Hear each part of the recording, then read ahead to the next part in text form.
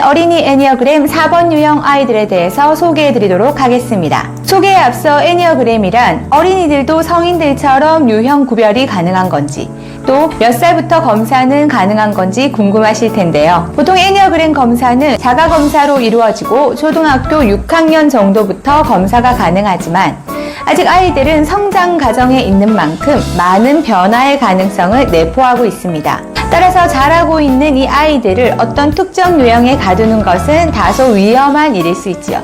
다만 내 아이를 가장 잘 알고 계신 부모님들이 앞으로 소개해드릴 영상을 보시면서 내 아이는 어떤 유형에 좀 가깝구나 정도를 체크해 보시고 성격의 장단점을 알고 또 내 아이를 더 깊이 이해하는 도구로 가져가셨으면 하는 것이 이 영상의 목적입니다.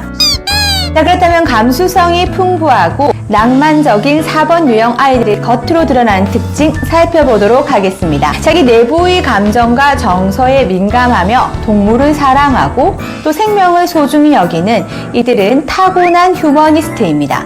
마음이 깊고 따뜻하지만 부끄러움을 잘 타기 때문에 적극적으로 자기 표현이 겉으로 드러나진 않고 예민하고 좀 느린 특징들을 가지고 있습니다. 이 아이들의 머릿속은 현실과 공상 속의 생각들로 복잡하게 얽혀 있고 또 공상이 많다 보니 자기의 생각을 한마디로 정의하기 어려워하고 이럴 때 누군가 질문을 한다면 좀 횡설수설하는 모습을 보이기도 합니다. 시공간을 넘나드는 탁월한 상상력과 풍부한 감성으로 무언가를 탐색하는 이들의 몰두는 창조성의 핵심이자 이들이 살아가는 원동력이 되기도 합니다. 자기도 모르게 컨디션이나 날씨, 기분 등의 영향을 많이 받는 편인데요. 영문도 모르는 슬픔, 외로움, 우울한 감정 등에 잘 빠지고 또 아름다움에도 쉽게 매료되는 등 강렬한 감정에 잘 휩싸이지요. 이러한 과정에서 자신의 개인적인 감정이 투영된 생소한 표현들은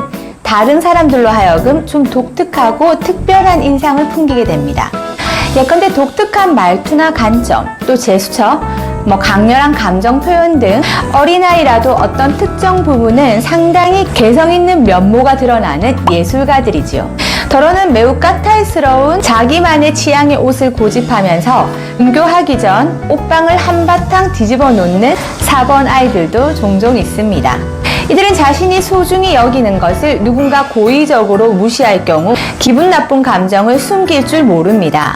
매우 섬세한 감수성을 가지고 있기 때문에 친구의 무심한 말 한마디나 부모님이나 선생님의 비난을 정서적인 거부감으로 받아들여 수치심을 느끼고 또 뾰로통해지기도 하는데요. 일단 마음이 상하면 좀처럼 쉽게 기분이 풀리지 않고 이런 상태에서 원하는 걸 물어보면 이것도 싫고 저것도 싫다는 식으로 변덕을 부려서 부모님을 힘들게 하기도 합니다. 하지만 이럴 때 정작 4번 본인도 감정의 동요가 심해서 자신이 진짜 원하는 바를 알지 못해서 혼란스러워한다는 사실을 부모님이 아신다면 이들을 이해하는 데 조금은 도움을 받으실 수 있을 것입니다. 앞서서 말한 5번 유형과 마찬가지로 4번 유형 또한 시간에 취약한 특징들을 가지고 있습니다. 자신이 몰두하고 있는 상황에서 시간이 멈추기 때문에 그 외적으로 해야 할 규칙적인 일 앞에서 민기적거리거나 행동이 굼뜨고 또 뭔가를 잘 빠뜨리기도 합니다. 자, 이쯤에서 4번 유형 아이들 교우관계 한번 살펴보도록 하겠습니다. 서로의 관심사를 공유하며 일명 그들만의 언어로 이야기하는 4번 아이들은 진정한 친구를 꿈꾸며 깊은 속마음을 주고받을 수 있는 배포를 두고 각별히 지내기를 원합니다.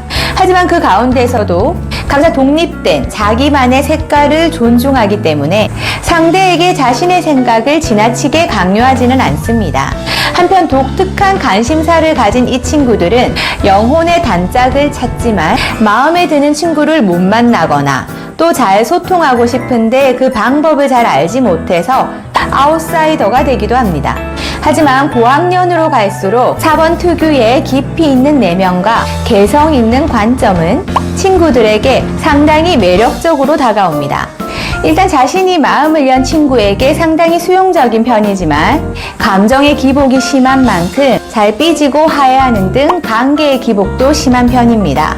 친구와 갈등 상황이 있을 때 모든 것이 힘든 상황이기 때문에 속내를 충분히 들어주고 자신의 감정에 너무 집중한 나머지 놓치고 있을 상대의 마음에 대해 함께 고민해 줌으로써 유연한 사고를 도와줄 수 있습니다. 자, 4번 아이들 학습 방안에 대해서 살펴볼 텐데요. 상상력을 자극하는 과제나 색다른 것에 관심이 많고 자신에게 영감을 불러일으키는 주제에서 놀라운 발상력과 집중력으로 4-5시간 이상 빠져들어 몰입하기도 합니다.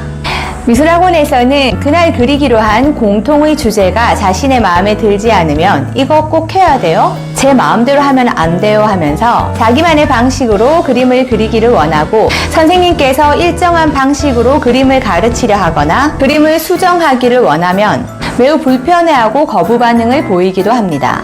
특유의 영민한 두뇌로 자신의 노력에 비해 성적이 잘 나오는 편이지만 관심 없는 과제나 문제집을 내주면 이거 꼭 해야 돼요? 안 하면 안 돼요? 하면서 의욕보다 귀찮음이 앞서고 일기나 학원 등 매일 해야 하는 반복적인 일 앞에서 좀 취약함을 드러냅니다.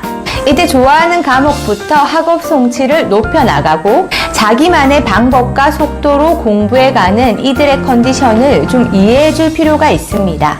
강압적으로 밀어붙인다면 행동 수정은 되지 않고 오히려 관계만 나빠지는 역효과가 날 수 있기 때문입니다.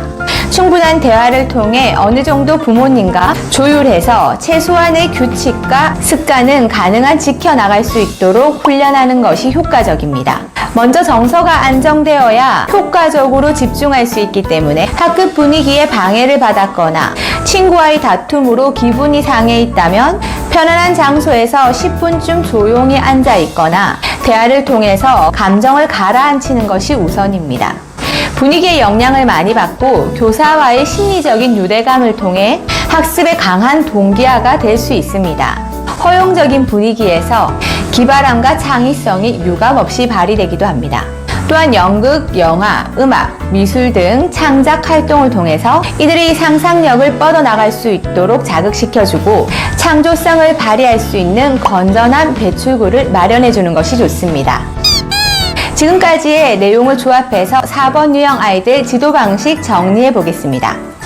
먼저 부모님들은 이 아이들의 내면이 복잡하다는 것을 알고 이러한 특징들을 좀 이해하면서 이들의 격한 감정을 유난스럽다고 비난하거나 바로 잡아주기보다 단지 이 아이들이 그런 감정을 느끼고 있다는 것을 알아주기만 하면 됩니다.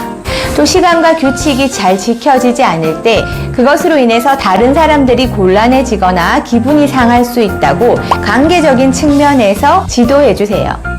상상력을 동원해서 영혼을 탐색하는 이들의 노력을 비생산적이라고 치부하지 말고 감정을 통해 자신의 정체성을 찾으려는 이 아이들이 자신의 마음을 부모님이나 교사에게 털어놓을 수 있도록 가능한 평가 없는 편안한 경청자가 되어주세요. 한편 너무 무난하고 상식적인 것을 강요하지 말고 복창적인 면을 높게 평가해주고 너는 특별한 존재라는 것을 인식시켜 주어서 이들의 자신감을 키워주세요.